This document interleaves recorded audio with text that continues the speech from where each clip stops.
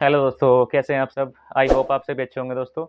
दोस्तों, आज की वीडियो में हम बात करने वाले हैं, जैसा कि आप सभी जानते हैं कि हमारे देश में जो दुर्घटना होती है, बहुत जल्दी हो जाती है और होती रहती है। एक सामान्य आंकड़ों के अनुसार हमारे देश में प्रतिदिन 500 दुर्घटना होती है।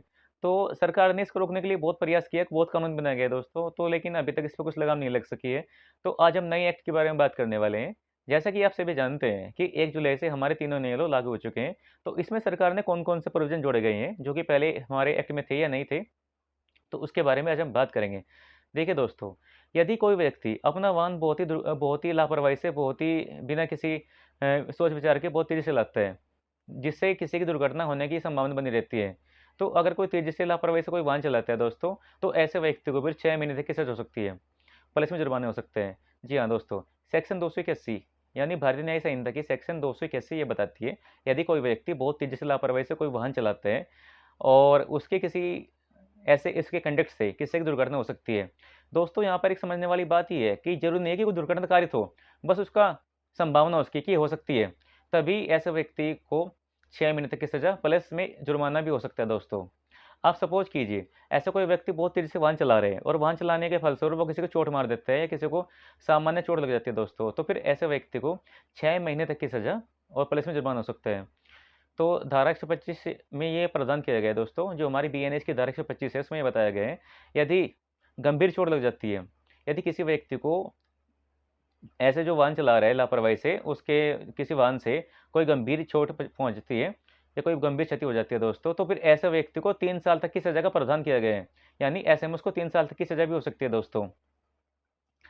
और जो हमारी सेक्शन 106, यानी अगर हम लापरवाही से वाहन चलाने के फलस्वरूप किसी व्यक्ति की बिना किसी हादसे के हत्या कर देते हैं, यानी किसी वाहन से किसी की मृत्यु कारित कर देते हैं दोस्तों, तो ऐसे व्यक्ति को फिर दोस्तों इसमें 5 साल तक की सज़ा हो सकती है।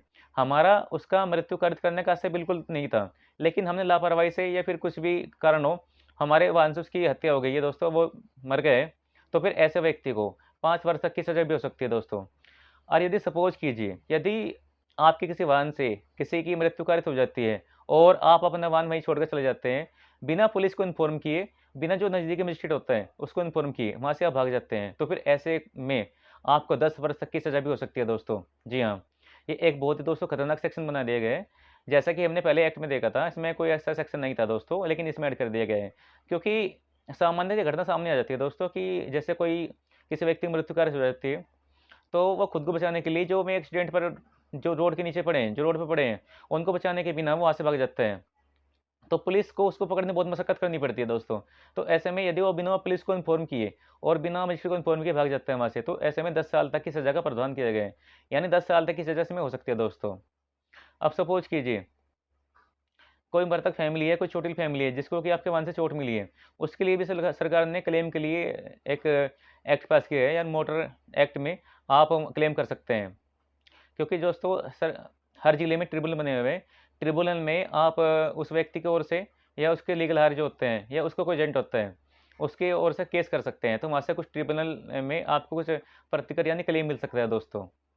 तो दोस्तों, आपको मेरी ये वीडियो कैसी लगी दोस्तों, उसके बारे में बताइए, और आपको अगर मेरी ये वीडियो अच्छी लगी हो तो कृपया मेरे चैनल सब्सक्राइब कीजिए और वीडियो को लाइक कीजिए। धन्यवाद दोस्तों।